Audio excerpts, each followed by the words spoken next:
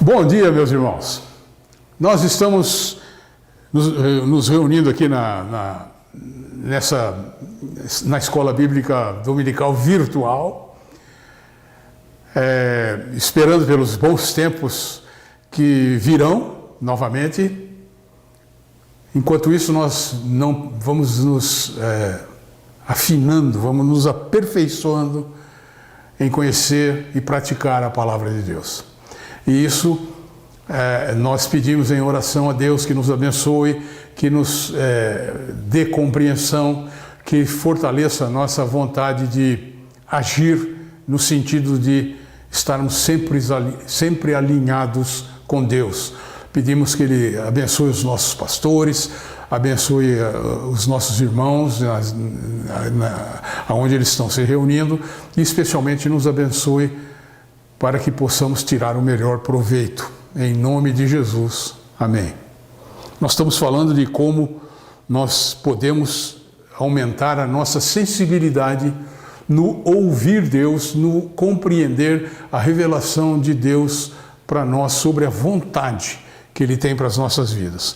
Nós vimos que Ele tem as regras dele na sua própria palavra de Deus, lá o princípio da entrega total. Nós vimos que Ele tem a possibilidade de usar as pessoas, e aqui nós estudamos 4 grupos de pessoas, pais e mães em primeiro, líderes civis, políticos, militares em segundo, líderes eclesiásticos em terceiro e multidão de conselheiros maduros em quarto. E aí nós paramos na última aula e agora nós vamos retomar o último grupo que Deus pode se servir para nos revelar a sua vontade, que é o grupo das circunstâncias. Então, na análise desse grupo, nós vamos ver 4 possibilidades. O princípio das portas abertas e portas fechadas, o princípio do uso da nossa mente abençoada, o princípio da paz interior e o princípio do tempo certo. Iniciando com o princípio das portas abertas e fechadas, aqui temos algumas surpresas. A primeira surpresa é que nem sempre é o Espírito que abre as portas.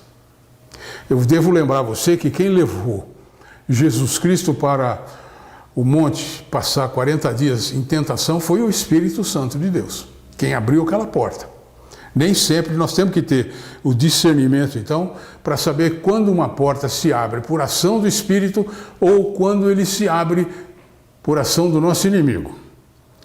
No livro de Atos, capítulo 16, versículos 6 e 7, está dizendo que Paulo falou que, passando pela Frígia, ele foi impedido pelo Espírito Santo de ir à Ásia anunciar a palavra de Deus. Aqui é uma menção que nós devemos respeitar muito, que é aqui que nós pegamos a base para que a gente saiba o que Deus quer falar conosco. Ele foi impedido pelo Espírito Santo de ir para a Ásia. 2 vezes o Espírito Santo não lhe permitiu. Então, quando uma porta for fechada pelo Espírito Santo, qual que é a nossa ação? Respeitar. A nossa ação é respeitar. Aqui, de novo, não dá murro em ponta de faca, não querer fazer a sua vontade prevalecer sobre o que você está vendo que é a vontade de Deus. É o Espírito que está te ensinando. Não pode ser teimoso, não pode ser como aquela primeira mula, porque você vai precisar de cabresto, você vai precisar de freio. E Deus vai aplicar esse cabresto, vai aplicar esse freio através de uma circunstância na tua vida não agradável. Então, se a porta for fechada pelo Espírito, respeitar. Um pouquinho depois, em Atos 16, no versículo 10, você vai ver que, logo depois dessa visão que eles tiveram, procuramos partir para a Macedônia, concluindo, olha só, concluindo é uma palavra-chave aqui, concluindo que o Senhor nos chamava. Eles não ouviram um alto-falante, não ouviram Deus gritando, não ouviram nada. Eles concluíram, através da análise do seu cérebro, do seu espírito, da sua lógica, do seu coração, eles concluíram no plural, né?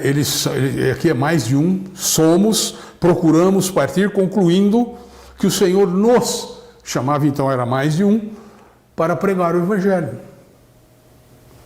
A porta aqui é aberta pelo Espírito Santo. O que você tem que fazer? Entrar, sem receio, sem temor. Ah, mas será que lá na frente ele está me mandando ir para uma terra que eu nem conheço? Ele está me mandando ir para uma situação que eu não domino? Quando é a porta, quando você conclui pela análise do cenário, que é uma porta aberta pelo Espírito Santo, você deve entrar.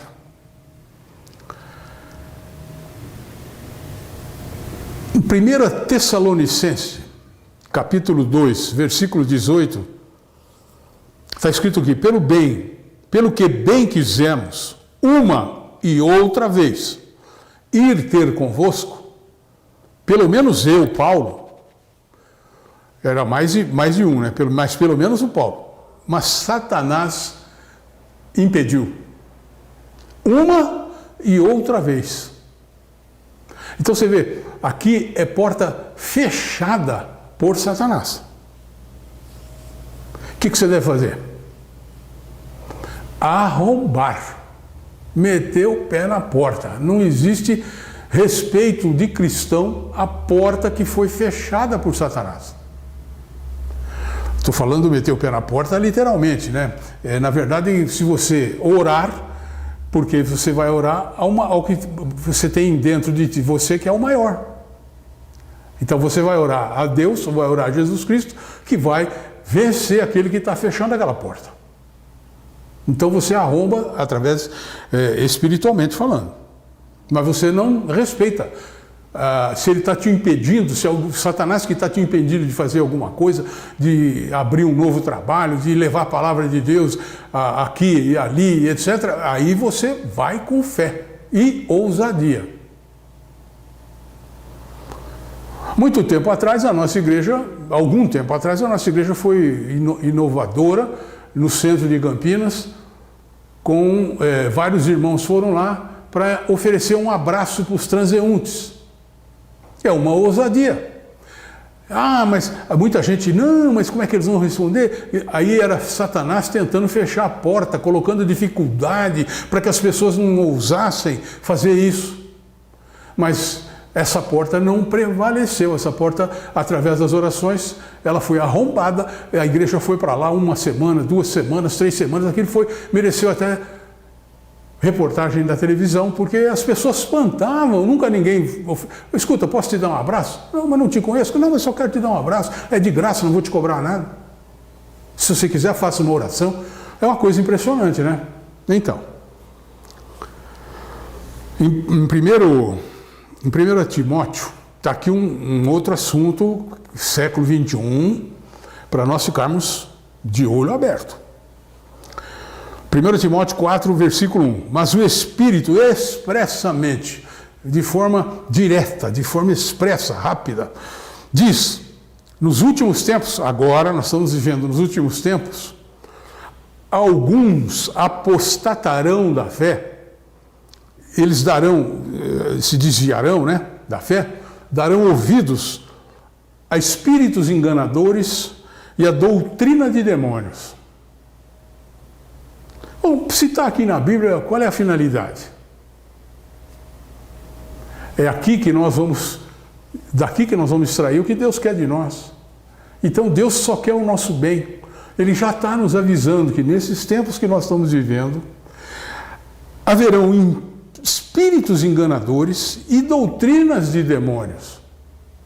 Por exemplo, uma igreja nascida sob o espírito de rebeldia, ela está em doutrina de demônios. Aqui, ó, está avisado. Então, a primeira coisa que você tem que saber é se a sua igreja, por exemplo, está sendo conduzida longe de doutrina de demônios. E eu posso te assegurar que a Igreja Batista Ágape é assim. Porque ela nasceu nas mãos abençoadas do pastor João Batista, 20 e tantos anos atrás. Nem lembro de cabeça mais. E não foi em rebeldia. E depois em Apocalipse 3, versículo 9, está assim, ó: eis que eu farei aos da sinagoga de Satanás, de novo, Aí, entre parênteses, está, aos que se dizem judeus e não são, mas mentem. De novo, se está escrito aqui, tem uma finalidade que é nos alertar. Está dizendo aqui, ó, sinagoga, igreja de Satanás. Mas não é uma igreja pintada de vermelho, com chifrinho na porta, com nego de rabinho esperando. Não é. Está dizendo aqui que eles se dizem judeus, eles se dizem cristãos, mas não são, eles mentem, eles estão sinagoga de Satanás, eles estão para nos enganar, que é uma das razões pelas quais Satanás quer nos pegar. Então essa porta aqui, se a gente tiver nessas portas aqui que são abertas por Satanás, a nossa tarefa é fugir. Se Deus te comandar para enfrentar, aí é para você ir em nome de Deus, como Josué, você vai em nome de Deus. Mas se Deus não te comandar para que você enfrente, então a porta está aberta por Satanás, você desvia, você foge, você não vai tentar fazer a obra que Deus não está te pedindo, porque isso é rebeldia. Então você viu que tem porta aberta pelo Espírito, porta fechada pelo Espírito, porta aberta por Satanás, porta fechada por Satanás. Nós temos que discernir quem é quem e em qual delas a gente entra, e Deus está falando conosco através. Isso é das circunstâncias da nossa vida. Ah, apareceu um emprego para você, você vai ganhar, você está ganhando 5 mil por mês, é para você ganhar 15. Mas aí você procura se informar, mas você vai ter que assinar isso, de repente eles transportam os negócios aqui, você vai fazer aquilo lá, e de repente o risco é grande, é ilegal, é não sei o quê.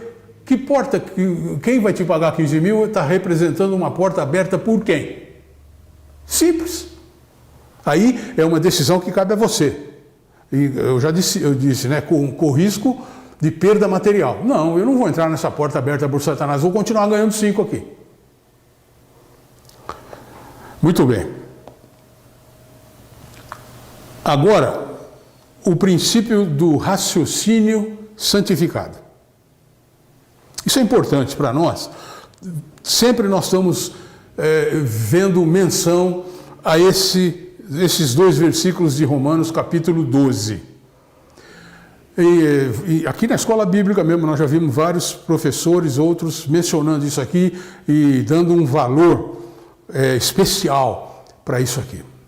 Porque isso aqui diz que o objetivo desses 2 versículos, Paulo está rogando, ele está rogando pela compaixão de Deus, né? Compaixão de Deus quer dizer, Deus está se colocando no nosso lugar e tendo dó, tendo pena, tendo compaixão de nós. Ele está rogando por isso, para que a gente renove a nossa mente. Então, nós temos que apresentar o nosso corpo em sacrifício vivo, né? Coisas que agradavam ao nosso corpo anteriormente, hoje nós vamos sacrificar e vamos apresentar esse corpo em sacrifício vivo a Deus. Que é o nosso culto racional, nosso culto em que nós não nos baseamos exclusivamente nas sensações, nos pelos arrepiados, nas emoções, nas lágrimas. Não, nós nos baseamos também nessas coisas, mas nós colocamos também o nosso raciocínio, a nossa mente santificada, que nos foi dada por Deus.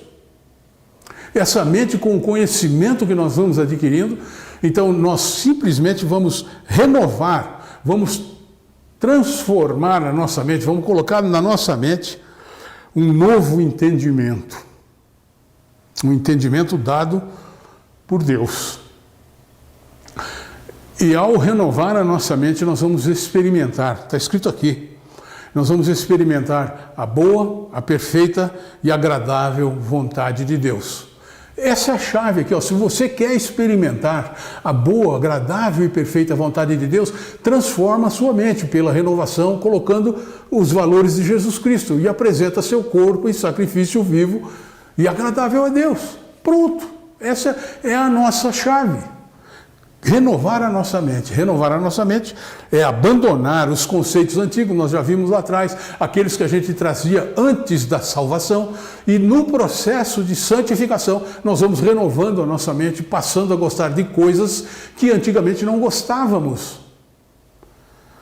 passando a conviver com pessoas que antigamente não convivíamos e assim por diante. Vamos nos transformando num novo homem com a mente racional. Então, se nós temos o raciocínio santificado, nós não vamos ser mais tolos, não vamos ser mais insensatos. Em Efésios 5,17, você está vendo que se não formos tolos nem insensatos, nós vamos entender qual é a vontade de Deus para nós.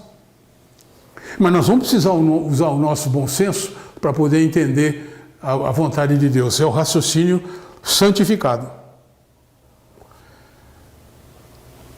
O penúltimo princípio é o princípio da paz interior.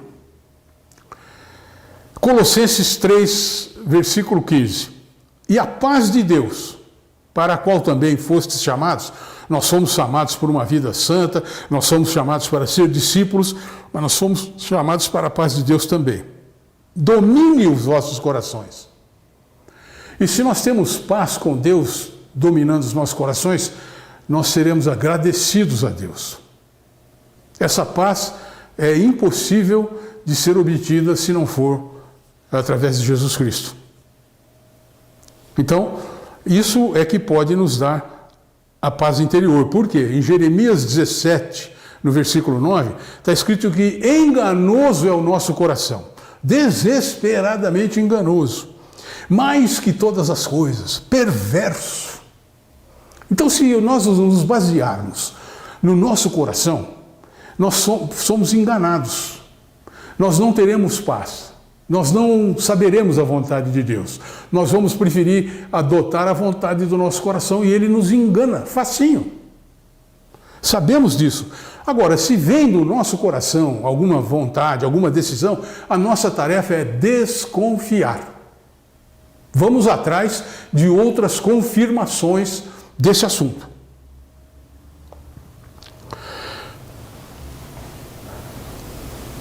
Primeiro Timóteo capítulo 4, versículos 1 e 2, você está vendo aí que nós vimos no começo, mas eu quero referir aqui só ao final, que é doutrinas e demônios pela hipocrisia dos homens, que a gente vê muito agora, a hipocrisia, né? Falam mentiras, a gente vê isso diariamente, todos os dias, e tendo cauterizada a sua própria consciência. O que é isso aí? É repetir tanto coisas erradas, coisas equivocadas, pecados, coisas diferentes daquilo que Deus prescreve para nós, que a nossa consciência começa a ficar justificando. Ah, não, isso aí todo mundo faz, isso aí está certinho, isso aí é só um pouquinho, isso aí é na igreja A, na igreja B, isso aí Deus não reclama, isso aí também foi escrito 2000 anos atrás, Deus não conhecia 2021 e tal. E a nossa consciência, o nosso coração vai ficando cauterizado, justificando uma coisa errada. Consciência cauterizada é isso. Nós devemos evitar isso. Essa consciência é aquela fortaleza que gera na nossa mente. Então, eu tenho vários exemplos, mas um importante que eu estava numa cidade do interior do Rio Grande do Sul, terminou lá a palestra e tudo, uma senhora veio me procurar, ela com o marido, ele do lado, e querendo falar comigo, né? E ela falou assim que queria se separar dele, ele ali do lado, grandão. Por quê? Não, porque eu não consigo mais conviver com ele. Se eu vou descrever, a minha filha não conversa mais com ele. Ué, por quê? Não, porque ele chega em casa, todo dia no mesmo horário, 11 horas da manhã, ele liga a televisão. A televisão está na sala de almoço, no programa de esportes. Então nós sentamos, nós quatro, eu, ele e os dois filhos, para almoçar. Ninguém pode falar nada porque vai atrapalhar o programa de esporte dele. E hoje a minha filha foi para a universidade e não fala mais com ele. Eu fui a semana passada falar com ela, pedi para ela perdoar o pai dela, para isso, para aquilo. Ela falou, mãe, é melhor ficar do jeito que está. Então eu não quero mais viver com ele, eu quero me separar dele. E ele, claro que ele não queria se separar. E aí eu perguntei e tal, e aí concordamos, fizemos uma oração para que removesse do coração dele, que estava cauterizado, porque no coração dele estava certo fazer aquilo lá com a família. Tanto ele fazia quando as crianças eram pequenas, não sei o quê, que ficou cauterizado. Quebrar essa fortaleza, quebrar essa cauterização do coração dele não era fácil, mas ele estava no lugar certo. O único que podia fazer isso era Cristo. Então, o fato de você estar fazendo uma coisa errada repetidas vezes não torna isso certo, hein? 2 erros jamais dão um acerto. E o último princípio é o princípio do tempo certo. Tudo tem seu tempo determinado e há tempo para todo propósito debaixo do céu.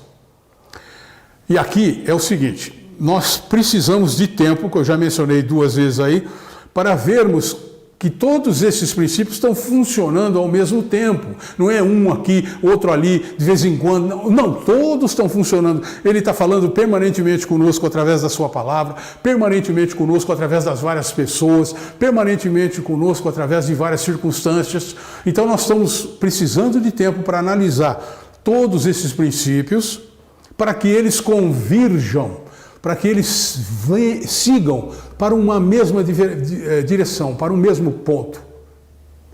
Aí você tem o cenário completo e você vai tomar sua decisão, tendo paz no seu coração, tranquilo e certeza da vitória.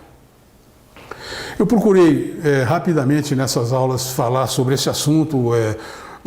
Peço perdão aos irmãos se eu não posso me aprofundar mais, talvez em uma outra oportunidade a gente possa destrinchar mais isso aqui, mas eu e vocês vamos nos esforçar, vamos assumir esse compromisso de nos esforçarmos para que nós consigamos colocar isso tudo em prática nas nossas vidas e sermos vitoriosos trabalhando com Deus.